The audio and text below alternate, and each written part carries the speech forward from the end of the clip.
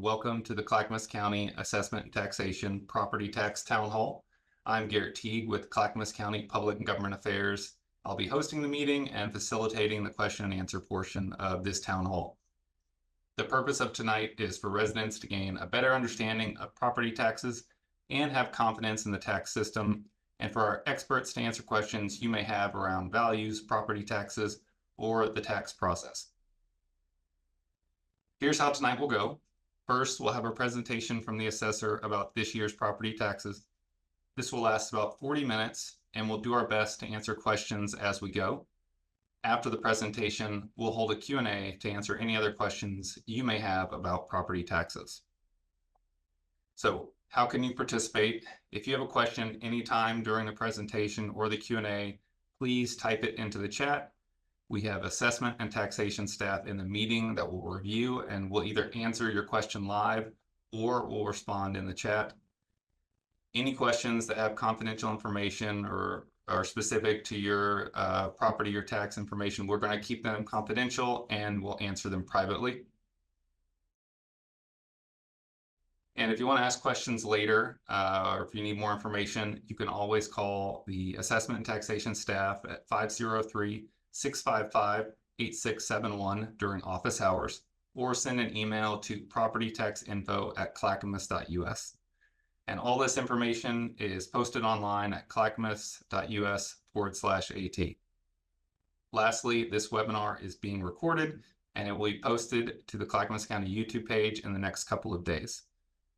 And now I will stop sharing and hand it over to Assessor Rueda for his presentation. I'm Bronson Rueda, the Clackamas County Assessor, and I would like to welcome you to our annual virtual town hall.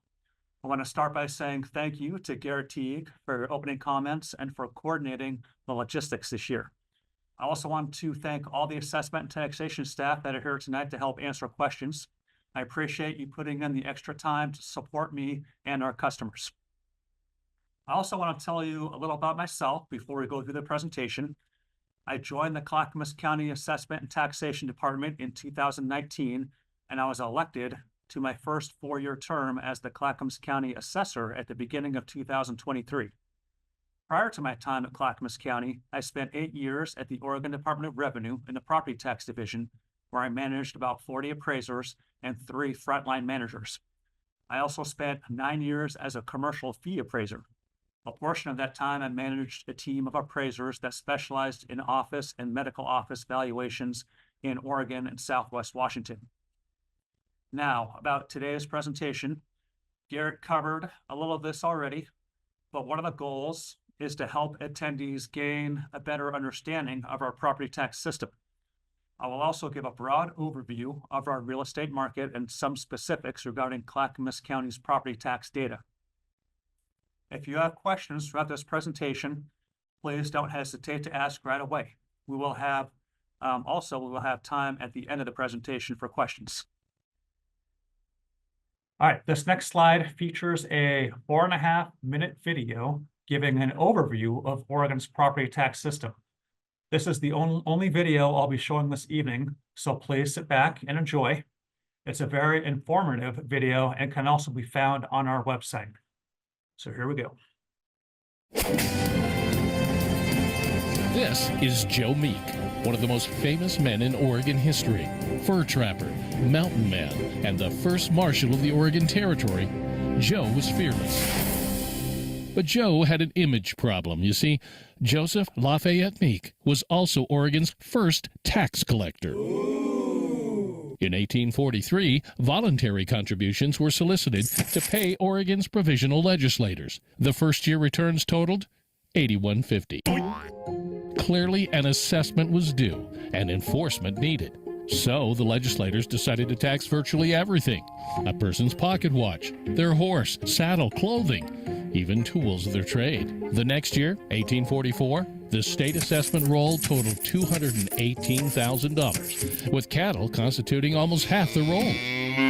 And that's the way property taxes started in Oregon. People paid property taxes as a percentage of the market value of their property. It was called a levy system, and has stayed that way for over a century. Now, it took a while for Oregonians to begin to appreciate what tax dollars do for quality of life. They provide for schools, law enforcement, and fire protection. Citizens were safer, happier, and more comfortable. Life was good. Then, as it always seems to happen, taxes increased. Part of it was because property values kept rising, but part of it also was that there were virtually no limits on the amount of property taxes that districts could levy. Finally, in 1990, Oregon voters approved Measure 5. Measure 5 placed limits on two broad categories of property taxes: taxes for public schools and taxes used to support other government operations like fire and police protection. Starting in 1990, real estate values really began to climb, negating some of the good that Measure 5 had done. Still searching for relief from rising taxes, in 1996, Oregonians approved Measure 47, which was designed to limit how fast and how much property values could increase. However, the legislature soon found that measure unworkable. It was scrapped and quickly replaced by Measure 50, which was approved by voters in May of 1997. Measure 50 significantly changed the property tax system. It separated assessed value from real market value, creating a more stable and predictable tax bill from year to year. Under the previous levy-based system, taxing districts received the full amount of property tax authorized by the voters, regardless of changes in the total assessed value within the district. Annual changes in value had a direct effect on property owners because the rate was just recalculated to raise the amounts requested by the district, and that made tax bills yo-yo and unsettled the voters. Think of it as a cherry pie. Property owners authorize the districts to tax them at a rate that generates enough money to buy a cherry pie. Each year, the district adjusts their rates so that they can buy the entire cherry pie. As the amount of taxable property and its value fluctuates, what they charge each taxpayer changes in order to still be able to buy the whole pie. And when the cost of the pie goes up, so does each taxpayer's property tax bill. Under the new rate-based system, changes in the total assessed value of a taxing district do not change the tax rate. Measure 50 created a maximum assessed value, which was the real market value of your property in 1995 less 10%. Taxes were calculated on the assessed value, which is the lower of the real market value and the maximum assessed value. Since then, growth in the maximum assessed value is limited to 3% regardless of fluctuations in the real estate market, provided there have been no changes to the property, such as new construction. For homes built after 1995, the maximum assessed value is determined using the ratio of maximum assessed value to real market value of similar properties in the county in the year constructed or improved. Long story short, at the time, voters wanted tax limitations and predictability. And while it's not a perfect solution, it is an improvement. If you have questions about any of the content of this video, please reach out to your local assessment and taxation office, and they'll fill you in. Okay, good. So if you like that video, there are more on our website. There are a total of 8 videos relating to Oregon's property tax system. To find them from our homepage, scroll down and click on the Measure 5 and Measure 50 button in the Understanding Property Values section. Then scroll down to the Helpful Videos section. I recommend viewing them all to strengthen your knowledge and to stay informed. Now, before getting into the meat of this next slide, there are 2 important pieces of information to know. First, the assessment date for the values and property tax on your current tax statement is January 1st, 2024. However, the market information used to value your property on your current tax statement is largely from 2023. This is important to remember as we move forward. If there was a market value change in your property in the last 6 months or so, that market value change is not going to be reflected on your current tax statement. And then number 2, there will be numerous slides in this presentation that have a lot of data. In most of the slides with data, I will point out highlights and won't cover the entirety of the slide. So please ask questions if there is something I don't cover that you are curious to learn more about. Now on to the slide. The January 1st, 2024 real market value in our county grew by 1.4%. As a point of reference, last year's real market value growth was 6.1%, and the year before it was 17%. From this information, you can see we grew in 2024, but at a much slower rate as the last 2 years. The paragraph on the right of this slide shows a few stats we had in Clackamas County from new construction. 40 new subdivisions, 819 new homes built, and $1.4 billion in taxable value from the new construction.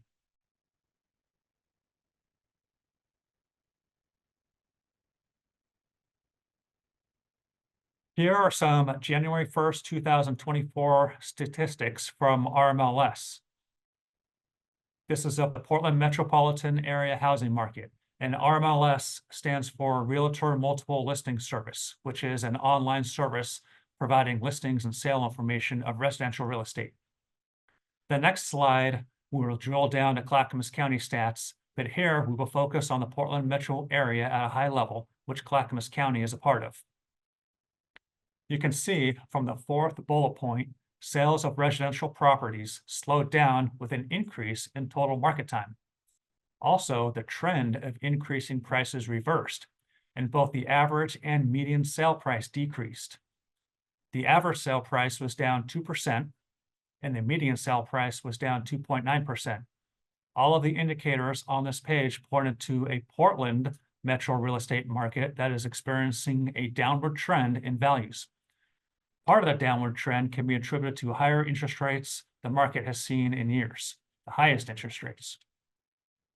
And speaking of the highest interest rates, going off on a tangent, I bought my first house in 1999 up in Washington after my military service. And at that time, my loan officer said I was lucky to be in a market with some of the lowest interest rates he had ever seen. And my interest rate was 6.25%. Again, that was low for 1999. And most new home buyers in today's market are shocked that rates are so high from their perspective, because they were not in the home buying market 25 years ago.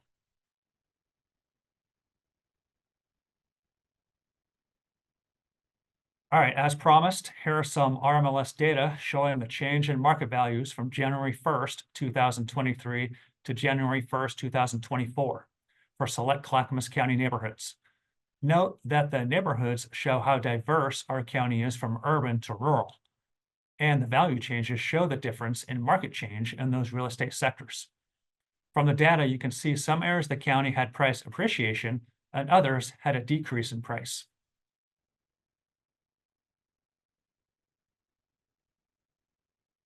On this slide, we're looking at changes in value according to our internal sales study to reach market value as of January 1st, 2024 for Clackamas County.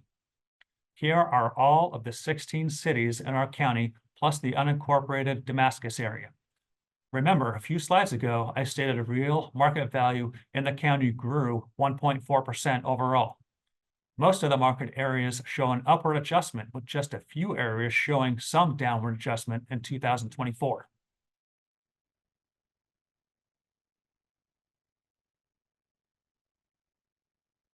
This is a 2024 timeline of some of the events for my department. It represents both a calendar year and how we operate on a tax year, and the tax year is the same as our fiscal year.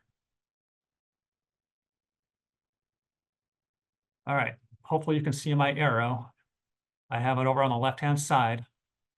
Note that January 1st of any given year is our assessment date, and we don't mail tax statements until October, way over here.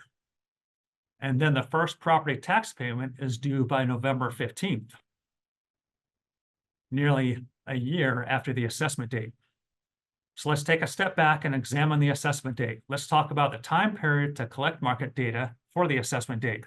It's important to make the connection that the market period of your recent tax statement is from 2023. Understanding the timing of these events is crucial. So let's go over this information again, starting from November this time and working backwards. Your property taxes are due November 15th.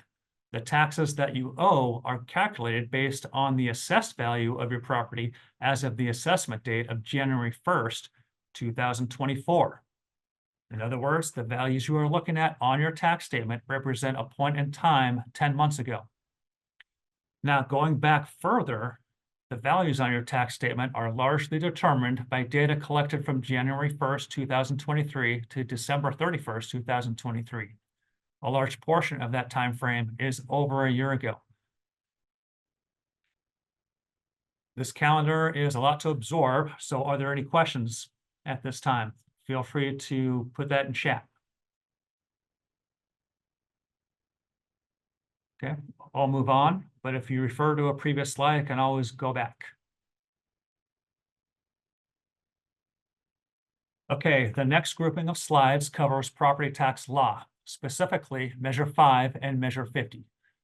I will cover these two measures in detail in later slides, but at a high level, our property tax system is shaped by these two initiatives put on the ballots by voters that are now part of our Oregon Constitution. I typically try not to read slides, but I think this slide warrants an exception.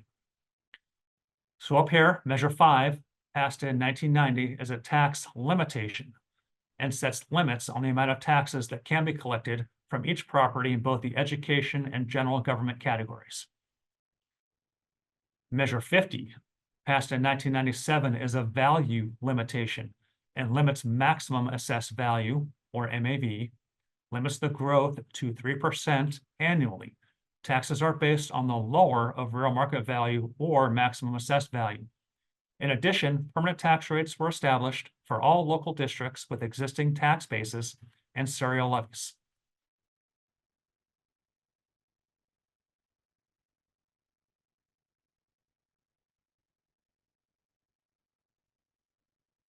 Okay, it's important to understand two items, which are covered in the first two bullets of this slide. One, property in Oregon is not taxed on real market value. Excuse me, skip one. Nothing ever goes perfect, and that's okay. All right, now I'm on the right slide. All right, the first two items that are covered on the first two bullets of this slide. Property in Oregon is not taxed on real market value. And then two, property taxes in Oregon are based on a calculated Measure 50 assessed value. Now, for those familiar with California's Proposition 13, established in the late 70s, in Oregon, market value does not reset when a property is sold. Finally, taxes in Oregon are calculated on the assessed value, which is the lesser of real market value or maximum assessed value. I know there's a lot to keep track of here, but here's the bottom line. Typically, the maximum assessed value is equal to the assessed value, which is what taxes are based on. So if maximum assessed value can only go up 3% per year, with some exceptions, this creates the predictability of property taxes, which is what Oregon voters were looking for. One more thing to think about, if you're saying to yourself, well, if maximum assessed value can only go up 3% per year, why do my property taxes sometimes go up more than 3% in a year? One answer is new construction or remodeling a property. Another common answer is that voters in any given taxing district can vote in local options or bonds that can increase a property tax bill more than 3%. Said another way, a new local option or new bond will most likely increase your property taxes more than 3% for the first year of that local option or bond. Bronson, we do have Yes. a question. Sure. The question is, are property value changes applied on a tax code basis, or how does that work? Or property, say that again, or Are property. property value changes applied on a tax code basis?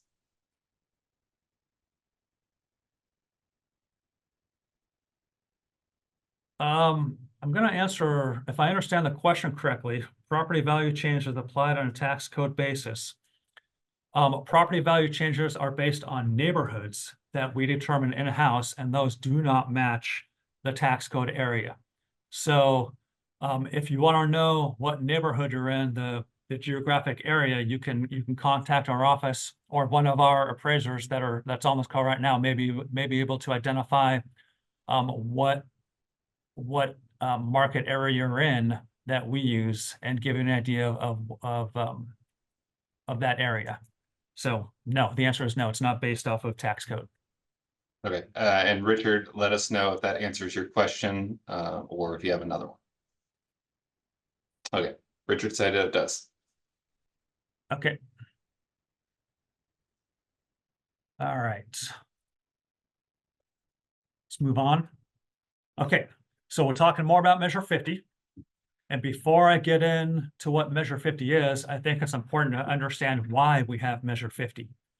Prior to Measure 50, taxes were based on the market value of a property.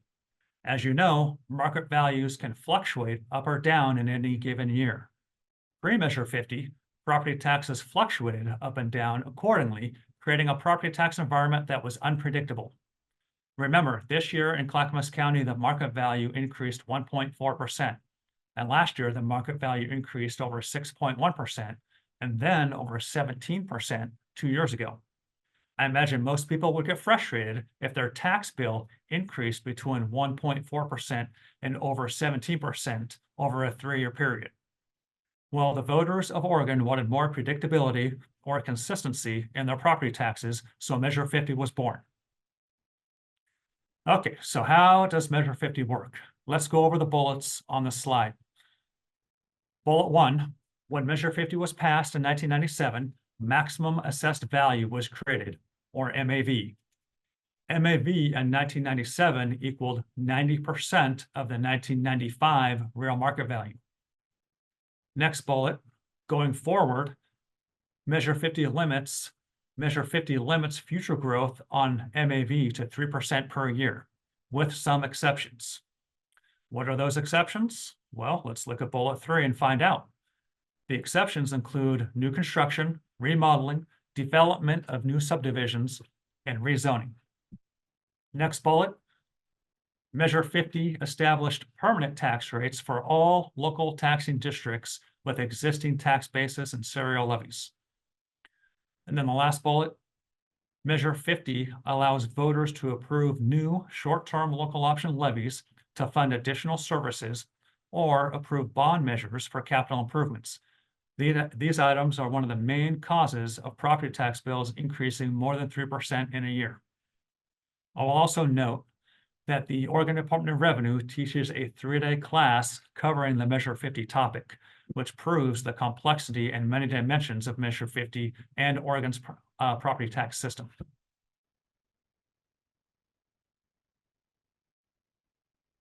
Okay, this slide covers examples of how your property taxes may go up more than 3% in any given year. Remember, neither Measure 5 or Measure 50 put a limitation on tax growth, just a tax limitation and a maximum assessed value growth limitation.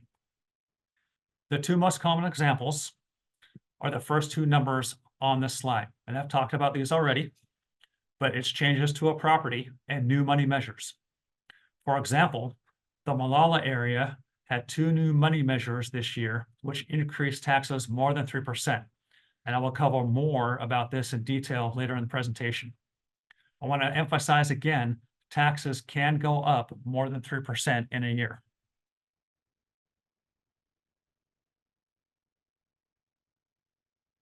This slide covers the value history of one account in Clackamas County. The time period begins in 1997, the start of Measure 50, and ends with last year's value. You'll notice that there is a break in years from 2000 to 2010 because there simply isn't enough room on the page for all the data. But the data does cover the recession years in the early 2010 time period to illustrate how our property tax system works.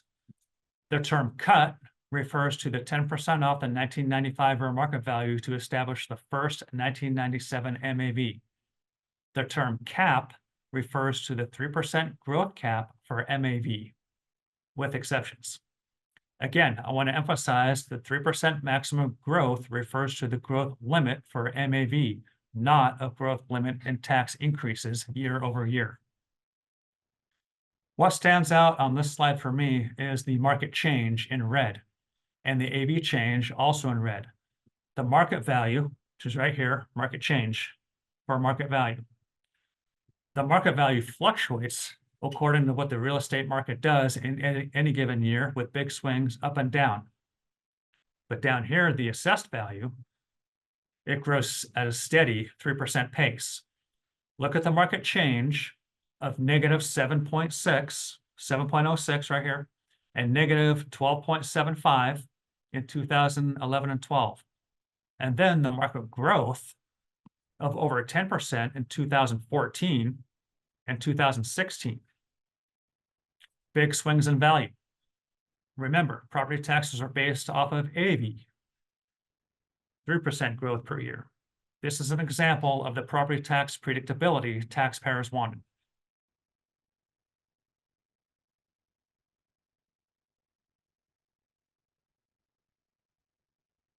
And if at any time any of the viewers think I'm going too fast and you want to have a slide stay up a little longer, let me know. All right. Bronson, real fast, we did have one question come through. Sure. Is the net assessed value on one's property tax statement assessed at 90% of its real market value in 1995-96? And where can the taxpayer get the actual real market value from 1995 and 1996? Okay, if you're looking for, there's a few questions in there. If you're looking for the 1995-96 real market value, call our office and we can help you with that. Now, the term used, net assessed value, we don't have a term called net assessed value. So read that part again, Garrett. It was phrased, is the net assessed value on one's property tax statement assessed at 90% of its real market value in 1995-96? So in 1997 is when Measure 50 was put in place. 1997, the assessed value would represent the 1995 real market value minus 10%. Rose, does that make sense to you? Or do you have another question about that? She mentioned that the net assessed value is how it reads on her tax statement. Okay, thank you, Rose. And yes, you're correct that it does say that. You're correct. All right. We'll wait and see if Rose has any other questions. But I think you can continue while we wait and see if there's anything else in the chat. Okay. So now we're going to talk about changed property ratio. All right. What is changed property ratio? Well, remember, Measure 50 was enacted back in 1997, and it created a maximum assessed value benefit for all property at that time. But what about property built post 1997? How do they get a maximum assessed value benefit? Well, for new construction, the assessor's office values the property, which creates a real market value. Then a changed property ratio, referred to as CPR, is applied to the real market value, which creates a maximum assessed value for that property, providing a benefit similar to property already in existence. The CPR is a ratio of maximum assessed value to unchanged real market value for specific property types and is calculated every year.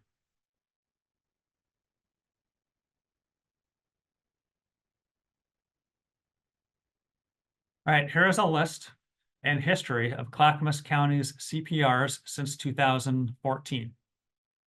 Take a look at the column labeled 1XX residential over here in the upper left.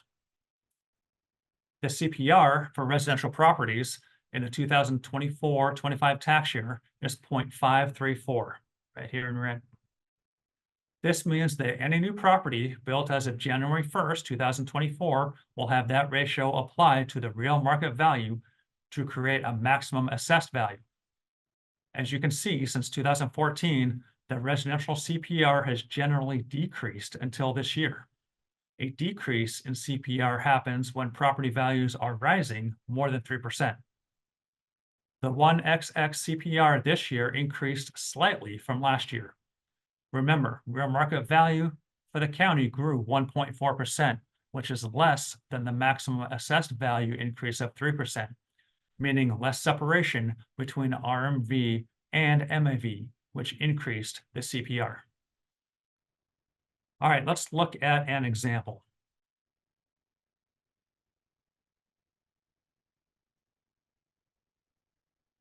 All right, remember, Measure 50 created a tax benefit for properties in existence in 1997, but for new property, it's fair to give that same benefit.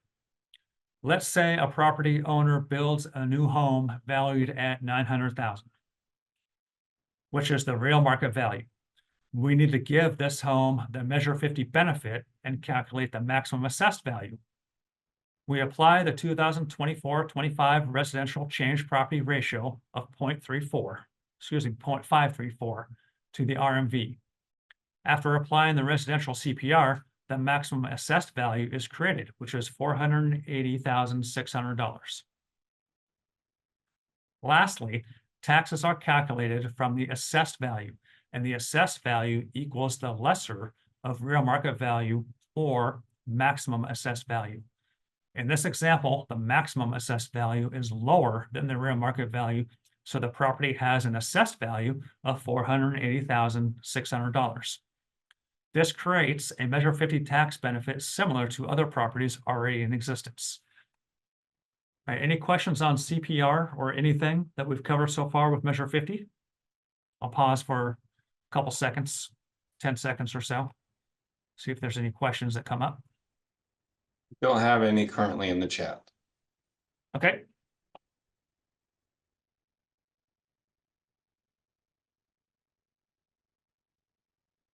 All right, I have talked about Measure 50, the benefits provided, and the creation of maximum assessed value. I give an example of how new construction creates an exception event and a maximum assessed value for a property. But there are other exception events besides just building a new house. This slide covers those exception events like remodeling and additions. To tie the concept of Measure 50 back to the misconceived perception that property taxes can only go up 3% per year, nearly every Measure 50 event will increase maximum assessed value more than 3%. Because you're adding more value than was there before.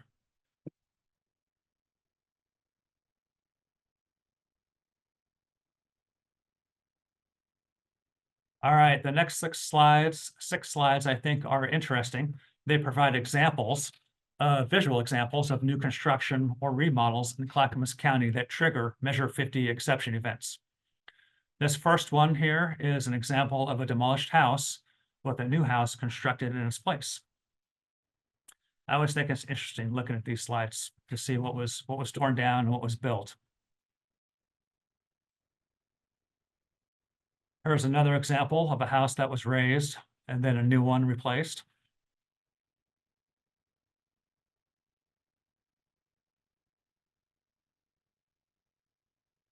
One more older house that was demolished with a new house constructed.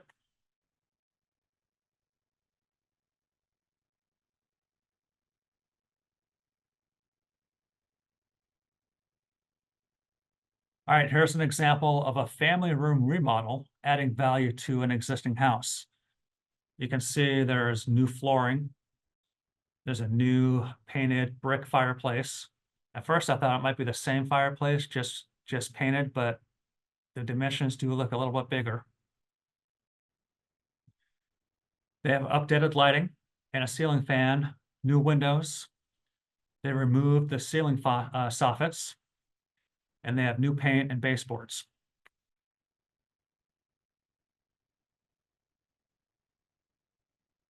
All right, here's an example of a kitchen remodel adding value. You can see there's new flooring. There's a whole new island. There's new lights, both recessed can lighting and pendant lighting. There's new countertops, new cabinets, new sink with fixtures, and a new backsplash. I think this looks like a good remodel. All right, last photos here. This is another kitchen remodel, but this is in a manufactured home. Over the last several years, values of manufactured homes have increased significantly, which warrants remodeling and extends the life of the improvements.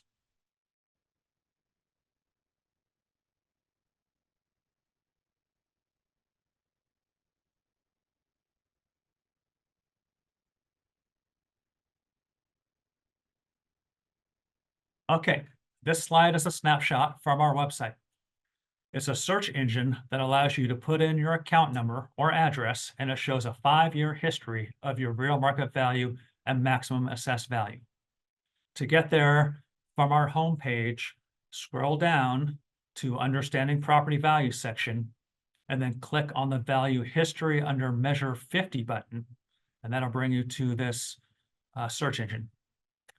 Remember, you are taxed on your assessed value, which is the lesser of real market value and maximum assessed value. So in this example, the assessed value has always been equal to the maximum assessed value because it's always been lower than the real market value. This slide also makes the point that market adjustments can be more extreme than the typical 3% yearly growth of maximum assessed value. For this property, real market value grew over 32% from 2020 to 2022, then only grew 1.32% in 2023, and then fell 0.67% in 2024. All the while, maximum assessed value has grown 3% every year since 2020. Again, creating the predictability in property taxes voters desired through Measure 50. One interesting fact, back in 2012, we had 47,000 properties in Clackamas County where the RMV, the red line here, dipped below the blue line. This year, it was only 10,440. Bronson, we have a question. Does this search apply to properties in Multnomah County? No, this is only for Clackamas County. They may have something similar. So if you have property in Multnomah County, look on their website or call their office and ask them, and they may be able to direct you to something similar if they have it. Okay, thank you. You're welcome.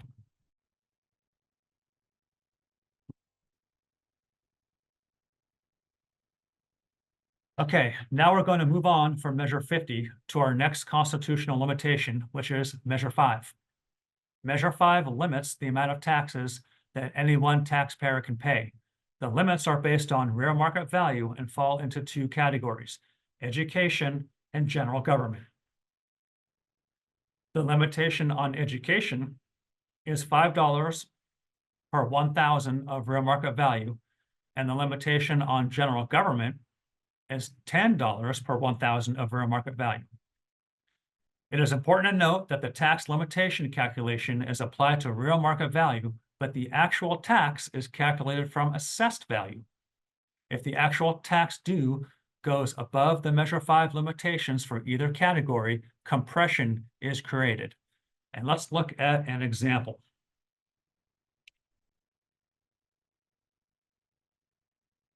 All right, here's another slide that has a lot of information. So if I need to slow down a little bit, somebody please let me know. All right, at the top, there are 2 values I will be referring to: real market value and assessed value. Below the values, there are 4 column headers: Measure 5 limit, tax calculation, tax imposed, and tax compression due to Measure 5. The next row is education, which has a limitation of $5 in tax to every $1,000 of real market value. So I've already done the math for you here, but I will walk us through the numbers. The Measure 5 limit on education is $1,839.21. This is calculated by dividing 5 into 1,000, then multiplying the result into the real market value, which is given above right here at $367,839. The next column is the tax calculation. The education rate is given near the bottom of the slide under the header actual tax rates. So down here, actual tax rates, education, and it's 7.1519. This number is per 1,000 of assessed value. Assessed value is near the top, 361,585. The resulting tax owed, shown in the education row right here, is $2,586.02. You can see the resulting tax calculation is more than the Measure 5 limitation allows. So the lower number is the tax imposed over here. $1,839.21. The tax limitation creates compression for this taxpayer in the amount of $746.81. So the taxpayer is saving money by paying less taxes. But on the flip side, the taxing districts in the education category receive less money into their coffers. All right, the next row is for general government. Using the same methodology as the education row, you can see that the Measure 5 limit is $3,678.39. And this is lower than the tax calculation of $4,134.71. So the tax calculated is more than the Measure 5 limit and creates $456.32 of compression for the general government category. The next row is for bonds, and bonds are voted by the people and are not subject to Measure 5 limitations. So adding the education and general government compression indicates this account has a total of $1,203.13 in compression. Now, if you're being exposed to this for the first time, it's a lot to take in. That being said, again, are there any questions? While we're waiting to see if there's any questions, if you want to find out if you have any compression for your property tax account, please call our office and ask. And if you're in this presentation, you can email one of our appraisers your account number or address, and we can look that up for you.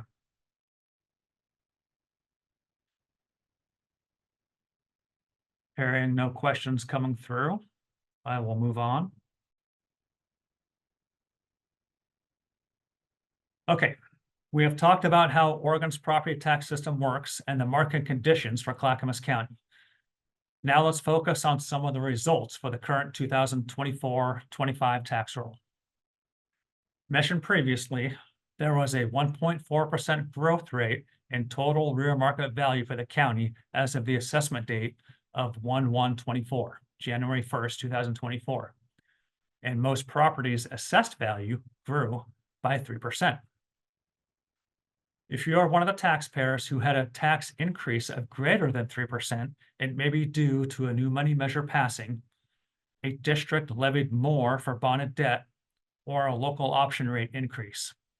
Likewise, if you had a tax increase of less than 3%, it could be due to taxing districts levied less or paid off bonded debt. Regarding compression, this year we had over 13,000 accounts in compression, and we have over 170,000 accounts in our county. So 13,000 accounts in compression with an estimated 11.4 million in reduced tax. Last year, we had more accounts in compression, but only 10.2 million in reduced tax. Now let's look at the taxing districts that had the greatest amount of rate changes, either up or down.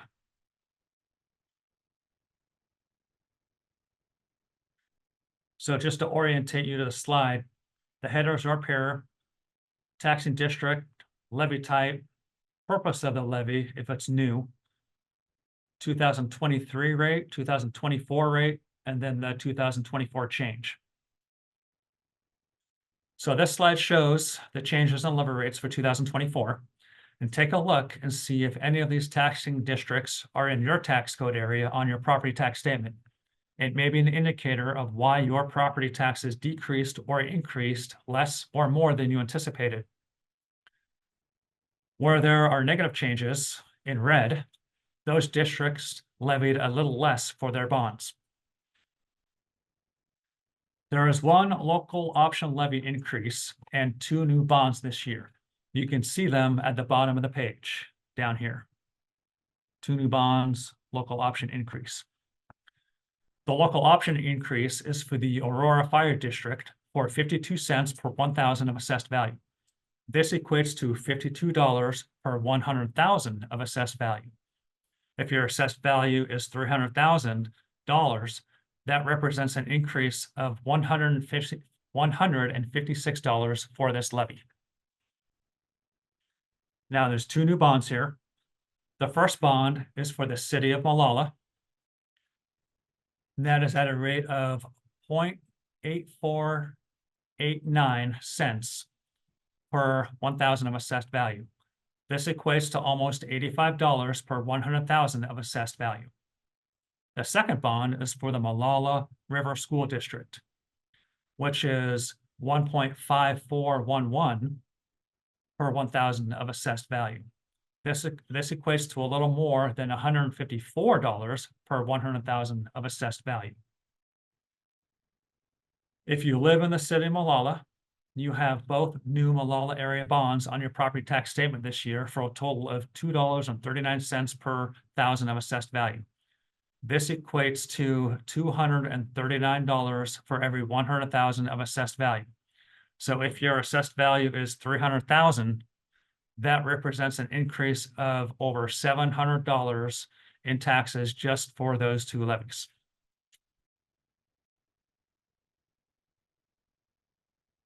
Holistically, you need to look at all the taxing districts on your property tax statements and the offsetting increases and decreases in rates to determine how rates impact the total taxes owed for this year.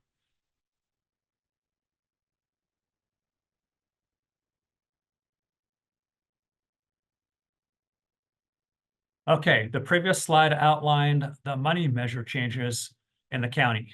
This slide outlines the result, what property taxes actually did on average. The data on this page is organized by school district, over here on the left, in alphabetical order.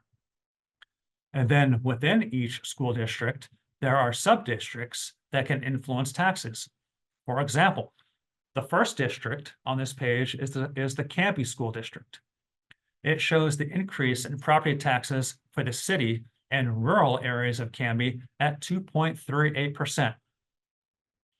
But if you live within the Aurora Fire District, within the Canby School District, the average tax change was higher at 6.23%.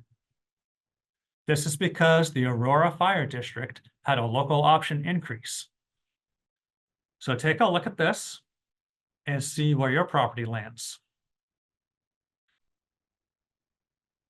Notice the 3 districts with the highest percent increase in tax are the same districts with the new bonds, that's in the Molalla area, and the new local option rate increase in the Aurora Fire District. Molalla is right here. You can see the percent increase of the impact those 2 bonds had in Molalla. Between 16 and 18%. Remember, factors that control how much your taxes change from last year include new voter-approved money measures, Measure 50 exception value, compression, and taxing districts levying lower or higher bond amounts. I'll leave it here for 10 seconds or so in case there's any questions or people want to take a look at this for a little longer.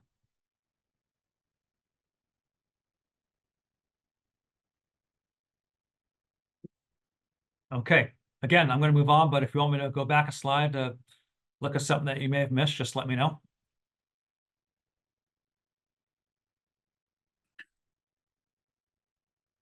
Okay, you have seen a taxing matrix similar to this a few slides back. In the previous matrix, the calculation showed compression. In this matrix, it shows a tax increase of 17.74%, which is obviously greater than 3%. Let's examine why. Look towards the bottom of the slide at the rate change column, right here, rate change column. You can see the last tax rate category, bonded debt, down here, bonded debt, went up a total of 2.388 per 1,000 assessed value. This caused an increase in tax greater than 3%. If you have specific questions about your property and your property tax, let us know and we can help you look at your account to determine the reason for any tax change that's above or below the 3%. Bronson, we did have a question come in while you were going to the next slide. Sure. We had a question from a Gladstone resident. Said we were supposed to have seen a reduction in property tax starting in 2024 as the school bond tax is phased out by 2026. Instead, the school tax portion just increased. How do I find out why that is and when the bond tax portion will disappear? Sure. So if you want to find specifics on that bond information for the city of Gladstone, you need to contact the city of Gladstone finance manager. And I'm hoping, if Dina, if you're listening, if you could please get that name and contact information, phone and email, and we can put that in the chat or send it to Garrett, and he can message it to the person who asked this question. And they should be able to provide that the answers, all your questions that you have on their bond. Okay, we'll get that to them. And if y'all have any other questions, please put them into the chat and we'll answer them as we go. Okay.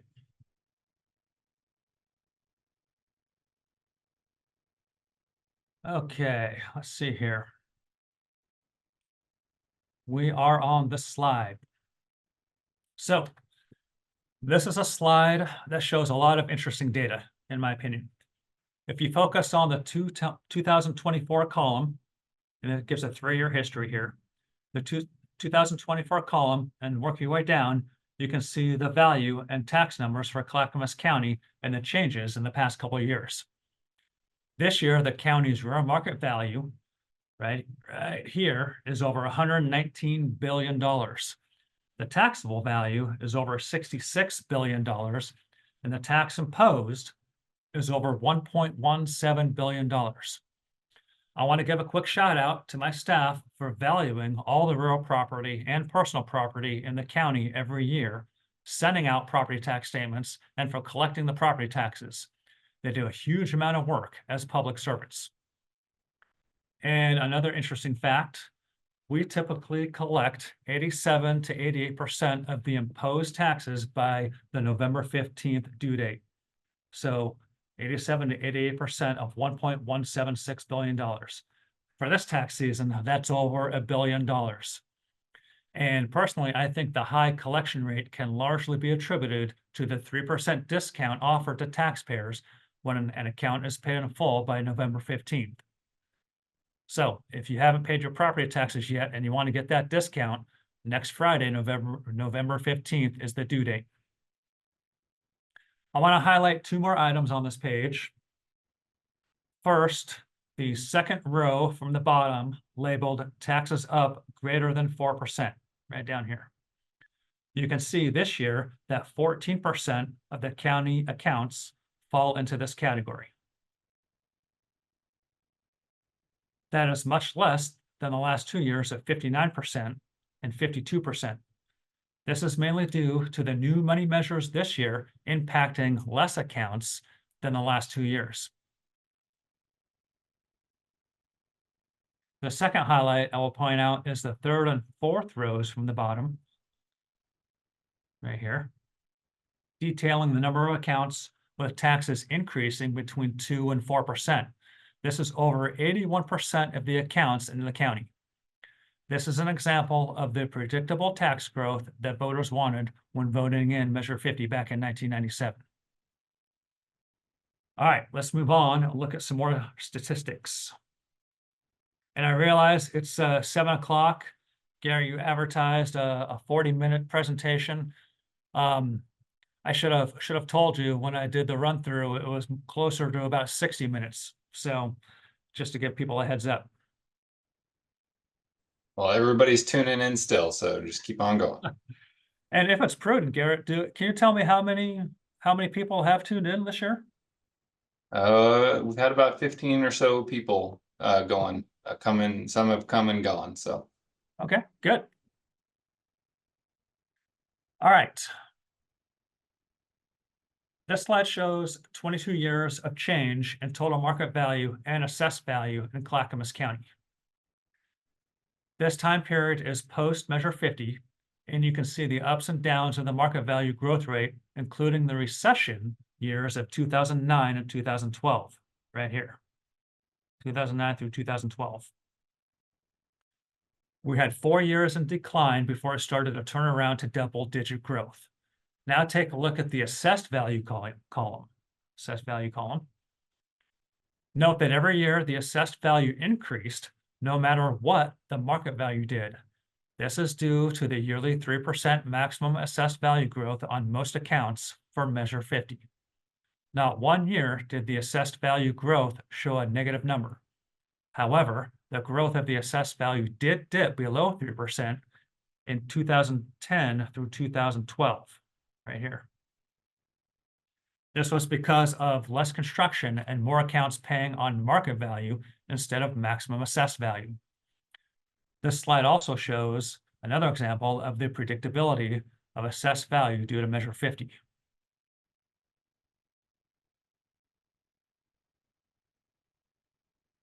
All right, just so people know, there's about 12 more slides. All right, the last slide showed how values fluctuated and grew over time. This slide focuses on the change in taxes imposed since 2001. And items of note include in 2010 through 2012, right here highlighted, the growth rate in taxes dropped significantly due to the recession. Note, though, taxes still increased every year, just not at the rate seen in other years. The second thing I want to note is in 2019, up here, the growth rate in taxes was high because of money measures voted in, new construction, and the normal 3% growth rate. So there was a lot of new money measures in 2019, which impacted this growth rate, pushing it up. Let's move on to the next slide, which is our last slide with current tax year statistics.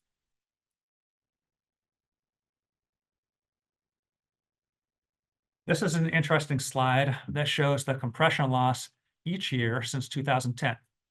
Remember, compression loss typically increases when market values are going down and coming closer in line with maximum assessed value, and then compression loss typically decreases as real estate appreciates and there's a greater separation between real market value and maximum assessed value. Look at the chart to see how this is shown to be true from the historic numbers. From 2011 through 2013, when market values were generally declining, compression was increasing. Then in 2014, when the real estate market was rebounding, compression loss started to decline. The anomaly here is in 2019, when real estate market values were continuing to increase, but the compression loss also increased. This was due to money measures passing that increased the tax rate significantly, which you saw on the last slide as well, 8%, for certain taxing districts, and that created the compression. Okay, now let's see how all these tax dollars are distributed. We often get calls on where does all the tax money go? And here is the answer. This graphic displays how much out of each property tax dollar collected goes to the local services in the county. Starting in the upper left is the schools K through 12. They receive 42.56 cents of every collected tax dollar. Next is the county, which receives 17.84 cents for every property tax dollar collected. Then ending at the lower right is the miscellaneous category, which includes port, vector, cemetery, water, parks, and lighting. And this tax graphic and the next one is on our website. So if you want to take a closer look, you can go on our website and take a look at that. Here is the other dollar bill graphic that shows what amount of each tax dollar distributed to Clackamas County goes to various programs in the county. You can see in the upper left, public safety, up here, public safety gets the largest share at 67.2 cents of each dollar. My department, assessment and taxation, gets 5.8% or 5.8 cents of each dollar.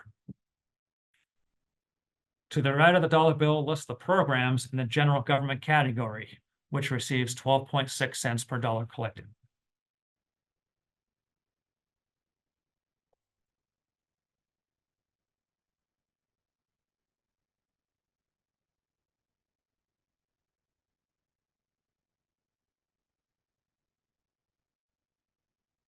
Okay, here is an example of a property tax statement. Let's focus on the right side of the statement. And Lynn, I'm going to give you a heads up. Earlier, we had somebody ask about the net assessed value.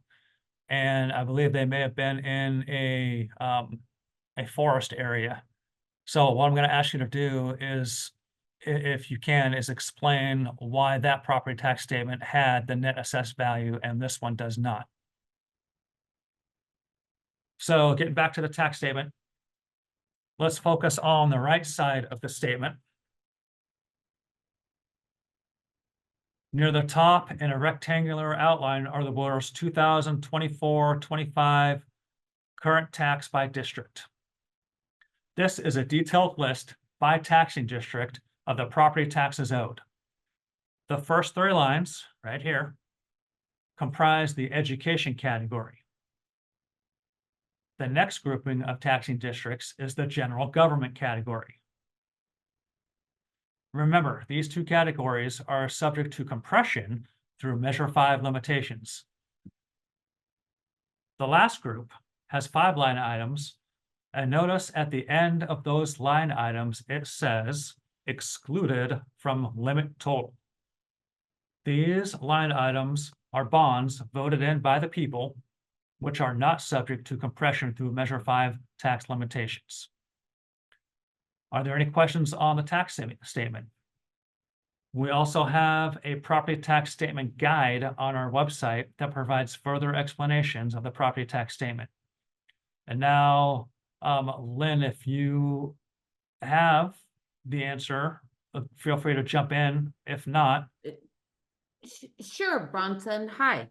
I don't have it right off a statement in front of me, but I believe why if an account is under special assessment, it has the net assessed value because it has the assessed value for the real market portion if you're paying on MAV or RMV, and then it adds the special assessed value if something's under deferment. I believe that's what it is. Again, I don't have a tax statement of special assessed property right in front of me. Okay. And the person that asked the question mentioned that they were referring to a Multnomah County tax statement. Oh, okay. Thank you for that clarification. Yeah, because I don't see that language on ours. yeah, so then we don't have one that says net assessed value? Well, again, Bronson, I don't have a specially assessed Yeah. account. I tried to find one when you gave me that heads up, but I didn't find it. So Jeff, if you're on here, so Yes. folks, for you out there, Lynn Longfellow, who's been talking, she's my appraisal manager, and she's extremely knowledgeable and she's awesome.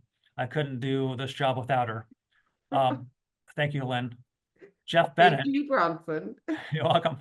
Jeff Bennett, he's our farm forest specialist. So Jeff, if you have the ability before the end of this presentation to find a special assessment tax statement to see if it says net assessed value, because, Okay. I'm curious to see if it does say that, like it does on Mount Lomas. I'll try to find some. I don't believe it says that on it, but I'll try to find some. Yeah. Okay. Someone, I just got another message from a Washington County person that says it also says net assessed. So it may Okay. just be a difference in language. And also they have, I don't know if this is the reason why, but they are on a different computer system. And that may give them the ability to expand on certain fields that are on the property tax statement. But anyways, let's move on. All right.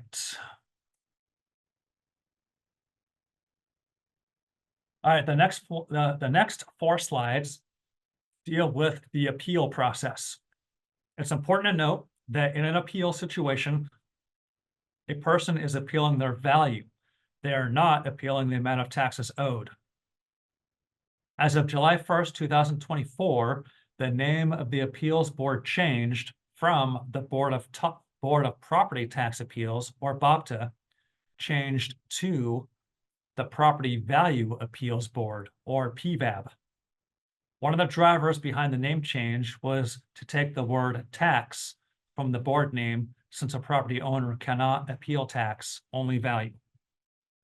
Remember, for most taxpayers, the real market value is higher than the assessed value. So if your appeal results in a real market value reduction, there still may not be any tax reduction if the real market value does not go below the assessed value or result in Measure 5 compression. And then referring to the last bullet on the slide, if you have new construction or another Measure 50 exception event on your property and you think your value is too high, then you need to appeal this year, because the first year after an exception event is what sets your MAV, or MAV. All right, more about appeals. This information is very important, so I will go through each bullet on the next few slides. And it's all about appeals. All right, first bullet.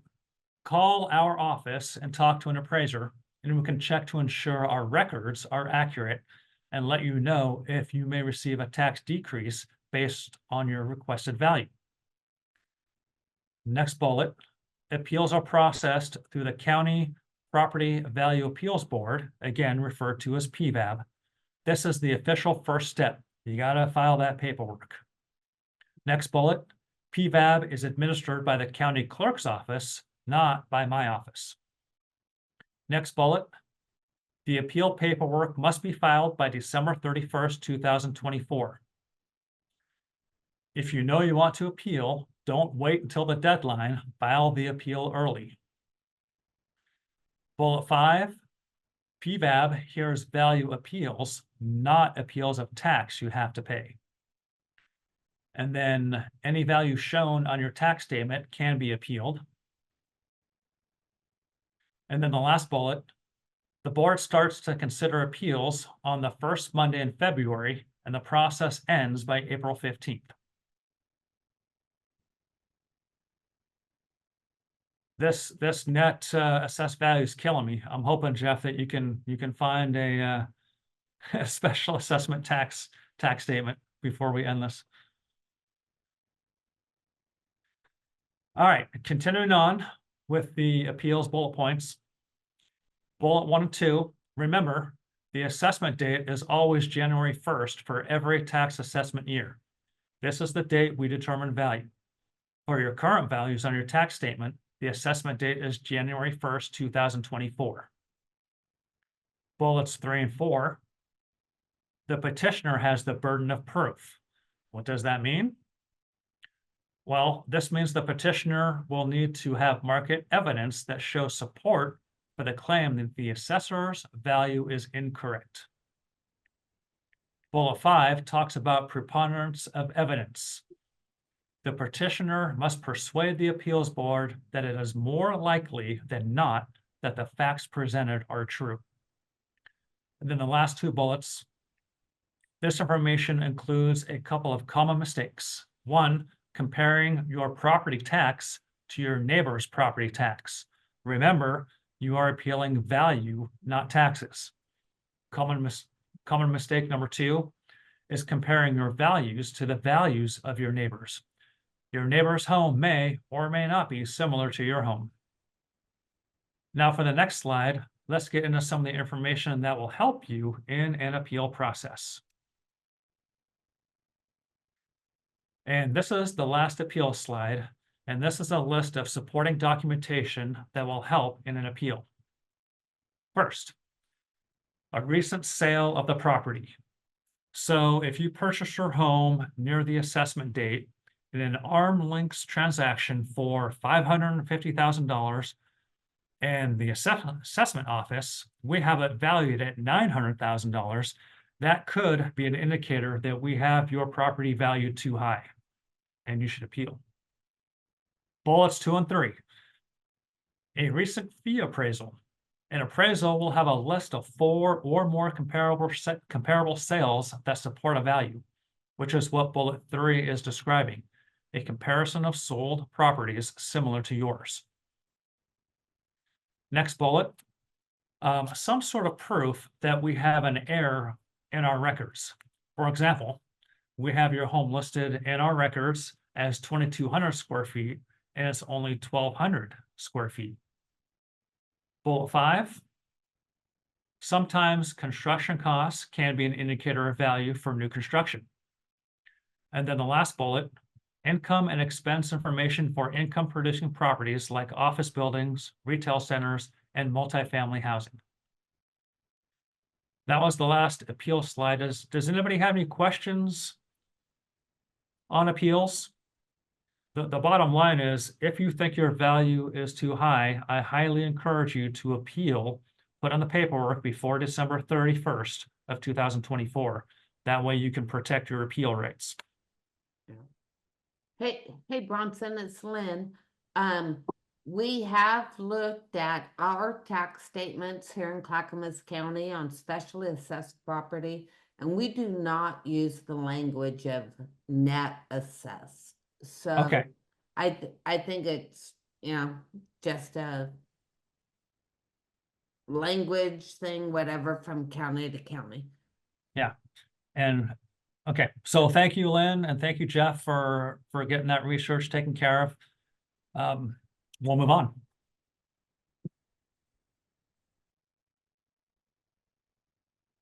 All right, I'm not going to spend a whole lot of time on these next two slides, but there is contact information if you would like to talk to a subject matter expert. We do have a farm and forest land deferral programs expert, Jeff Bennett, who just did some research on the fly for us. His contact information is displayed here. At the bottom of the slide is a snapshot of our website where you can also go to obtain more information, including eligibility requirements on these two deferral programs.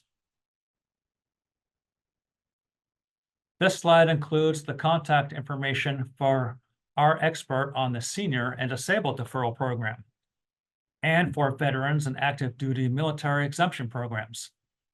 Speaking of veterans, next Monday is Veterans Day, and as a veteran of the United States Army, I want to say thank you to all the veterans and current service members out there for your service.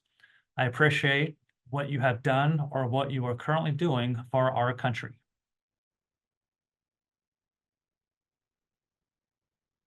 All right, we're almost done. This is the second to last slide. And this is about e-notices. Now, we've had e-notices for a few years now. I have received a lot of customer feedback that they think e-notices gives you the ability to pay your property tax bill online. That is not true. E-notices is not our online payment vendor. You can pay your property tax bill online through our website, but that is not called e-notices. E-notices gives anyone the ability to receive their property tax statement online via email instead of waiting for it to be delivered by the Postal Service. If you're signed up for e-notices, you have access to your property tax statement earlier than those receiving paper statements in the mail. This year, everyone signed up for e-notices received an email with a link providing access to their statement on October 21st. This is very useful for anyone that travels during property tax season or does not live in the property they own in Clackamas County. I'm signed up for e-notices, and this is my second year receiving my property tax statement electronically. I think it's very convenient, and I receive the email right on my phone, and I can look at my statement on my phone as well. I can also download my property tax statement onto my personal computer, and then I can easily email that document to my tax advisor during income tax season. I don't have to hunt around my paper file drawers at home, just a few clicks, and it's off to my accountant. So if you want to sign up for e-notices, please do. If you have any questions or difficulties signing up for e-notices, please call my office and we can help you sign up.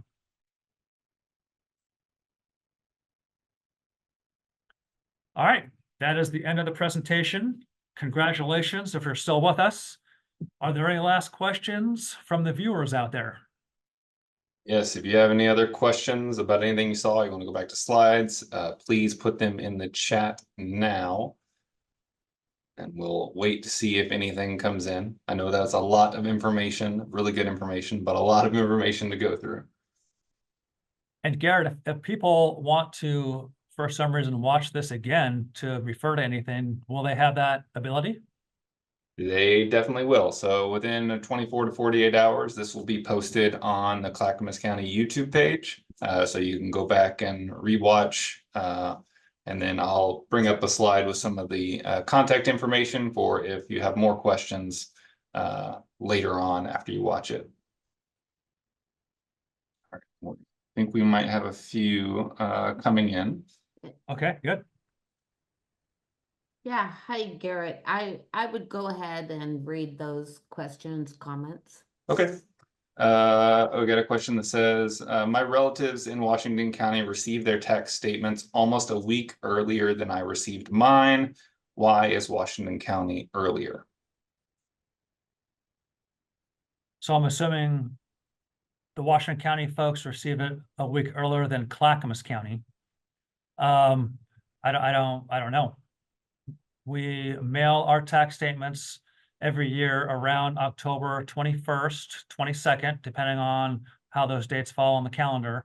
Statutorily, every county in Oregon, all 36 counties, they have to mail property tax statements by October 25th. And so for us, we mail our tax statements early compared to what's statutorily required. For Washington County, kudos to them for getting it out a week before us. That has inspired me. I'm going to talk to Joe Nelson. Joe Nelson is the assessor and tax collector in Washington County. And I'm going to talk to him about how they get their tax statements out that early a week before us. So thank you for letting me know. I'm going to talk to him to see what they're doing and maybe we can improve our processes. And we have another question that came in. Lynn, are you fine with me asking that one? Hey, Thomas, we have your address and Brad's been in contact with you, so let him get with you on this because it's just so property specific. So Brad, if you would make a note, please, and follow up with Thomas. Is that going to happen tomorrow? Is that tonight? Yeah. Tomorrow? Okay.